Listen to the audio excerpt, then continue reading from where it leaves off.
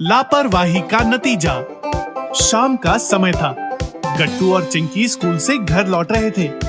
जैसे ही घर नजदीक आया, दोनों तेजी से दौड़ने लगे। घर के सामने आते ही उन्होंने हड़बड़ी में अपने शूज निकाले और वहीं दरवाजे पर छोड़कर अंदर चले गए। मम्मी, मम्मी, कहाँ हो? दोनों ने अपने बैग और वाटर बॉटल सोफे पर पटक दिए और चिल्लाने लगे, मम्मी, हम खेलने जा रहे हैं। ऐसा कहकर दोनों भी मैदान की तरफ उछल पड़े। मम्मी किचन से आई तो देखा कि दोनों के बैग सोफे पर पड़े हैं। मम्मी बाहर दरवाजे पर आईं तो उन्होंने देखा कि गट्टू और चिंकी के शूज भी दरवाजे के सामने बिखरे पड़े हैं। बच्चों की आदतें दिन प्रतिदिन बिगड़ती जा रही है। लापरवाह हो रहे हैं दोनों। खाया ना पिया ना मुंह हाथ धोया, स्कूल का यूनिफॉर्म भी नहीं उतारा, वैसे ही खेलने कूद पड़े। मम्मी ने दोनों के शूज उठाकर स्टैंड में रख दिए। हॉल में आकर दोनों के स्कूल बैग उठाकर उन्हें कमरे में रख दिए और किचन में बिजी हो गई। रात को गट्टू और चिंकी पापा के साथ टीवी देख रहे थे। तभी मम्मी आई और बोली, आप बच्चों को कुछ कहते क्यों नहीं? लापरवाह हो गए हैं दोनों। स्कूल से आते हैं तो जूते दरवाजे के सामने ही छोड़ देते हैं, बैग भी सोफे पर पटक देते हैं और बिना यूनिफॉर्म उतारे खेलने चले जाते हैं। ऐसा बर्ताव ठीक नहीं है। अब ये बड़े हो गए हैं, इन्हें अपने काम तो ठीक से कर लेने चाहिए। मम्मी की बात सुनकर गट्टू चिंकी घबरा गए। उन्हें लगा कि अब जरूर पापा की डांट पड़ने वाली है, लेकिन पापा ने भी बच्चों की ही साइड ली। अरे छोड़ो भी, बच्चे हैं, संभल जाएंगे। तुम टीवी देखो और हमें भी देखने दो। इस प्रकार पापा ने गट्टू और चिंकी को बचा लिया। दूसरे दिन जब गट्टू और चिंकी स्कूल से लौट रहे थे तो रास्ते में उन्हें बंटी मिला। अरे गट्टू, चिंकी, इतना लेट क्यों आए हो? हमारी एक्स्ट्रा क्लास थी। हम फुटबॉल खेलने जा रहे हैं, तुम्हें आना है? हाँ हाँ, हम बस बैग घर रख कर आते हैं। गट्टू चिंकी घर की तरफ दौड़ पड़े। घर के सामने आते ही दोनों ने अपने शूज वहीं दरवाजे के सामने बिखरा दिए और घर में आकर बैग भी सोफे पर फेंक दिया। फिर दोनों फ्रेश होकर मैदान की तरफ उछल पड़े।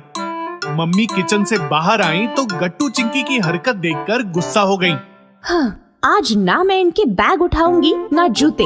मैं चली अपना काम करने।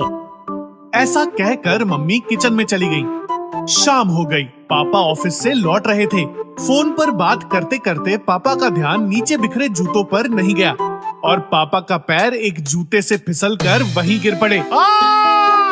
हे भगवान! अरे बाहर आओ जल्दी! पापा की आवाज सुनकर मम्मी बाहर भागी तो उन्होंने देखा कि वो गिरे पड़े हैं। अरे अरे अरे, आप ठीक तो हैं? चलिए अंदर चलिए। ऐसा कहकर मम्मी पापा को उठाकर अंदर चली गई। गट्टू चिंकी घर आए तो उन्होंने देखा कि पापा बिस्तर पर लेटे चिल्ला रहे थे और मम्मी उनका पैर सेक रही थी। हे भगवान! पापा की हालत देखकर गट्टू चिंकी चिंतित हो गए। पापा, क्या हुआ है आपको? बच्चों, शांत रहो, मैं कुछ कहने की स्थिति में नहीं हूँ। मम्मी, क्या हुआ पापा को? ये तुम्हारे लापरवाही का नतीजा है। तुम दोनों अपने अपने जूते उतार कर स्टैंड में रख देते तो ये सब नहीं होता। तुम्हारे पापा जूतों से फिसलकर गिर पड़े। पापा की हालत देखकर गट्टू चिंकी को अपनी गलती का एहसास हो गया। सॉरी पापा, हमारी वजह से आपकी ये हालत हुई। गट्टू चिंकी, तुम्हारी मम्मी ठीक कह रही थी। तुम अपना काम ठीक से करते तो ये सब ना होता। देखा, कल तो आप मुझे ही चुप करा रहे थे। रोज मैं इनके जूते उठाकर रखती हूँ, इनके स्कूल बैग इनके कमरे में रख देती हूँ और ये दोनों खेलने भाग जाते हैं। आज मैंने हाथ नहीं लगाया तो ये सब हो गया।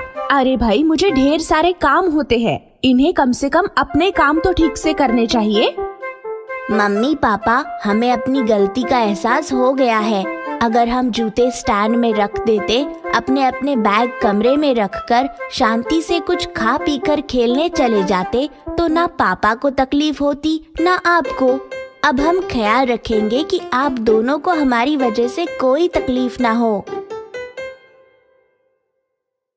हाँ मम्मी, लापरवाही का नतीजा हम समझ गए हैं। हम आगे से ख्याल रखेंगे। गलती का एहसास तो तुम्हें हो गया है, लेकिन तुम्हारी सजा अभी बाकी है। क्या है सजा? तुम्हारी सजा ये है कि तुम्हें पापा के पैर की मालिश करनी होगी। बोलो, मंजूर है? हाँ, हमें मंजूर है। इस प्रकार गट्टू चिंकी को आत्मनिर्भरता की सीख भी मिल गई और लापरवाही की सजा भी।